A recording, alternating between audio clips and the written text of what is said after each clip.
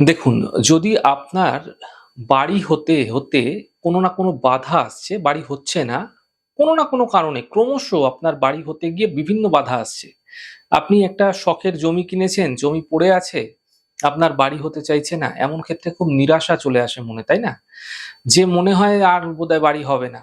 দেখুন, মানসিক স্থিরতা রেখে একটি ছোট্ট উপায়ে ১৯শে নভেম্বর বিকেল ৪:৩৭ থেকে ৪:৫০ এই সময়কালের মধ্যে যেখানে গৃহ নির্মাণ হচ্ছে, এরকম কাছাকাছি তো কোথাও হয়?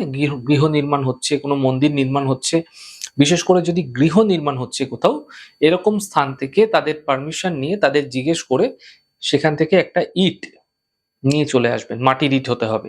এখন তো আবার ওইসব বিভিন্ন ধরনের সিমেন্টের ইট-টিট রয়েছে, ও সমস্ত চলবে না। মাটির ইট, পোড়ামাটির ইট হতে হবে।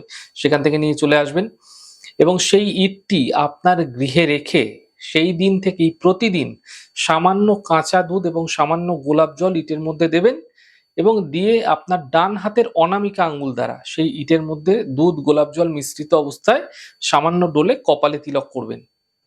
এই প্রক্রিয়া একটানা ৪৫ দিন করে যান।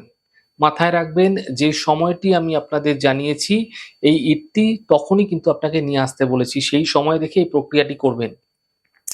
দ্বিতীয়ত হচ্ছে আপনারা কোনোভাবেই তিলক কাটা বন্ধ করবেন না। টানা ৪৫ দিন করে যাবেন। যে বাধা আসছিল আপনার জীবনে বাড়ি হতে গিয়ে, যে বিঘ্ন আসছিল, বাড়ি হচ্ছিল না, বাড়ি হতে গিয়ে বিভিন্ন ধরনের ডকুমেন্টারি প্রবলেম, লোন সম্বন্ধীয় সমস্যা সমস্ত কিছু অতিক্রম করে আপনার বাড়ি নিশ্চিতভাবে হবে।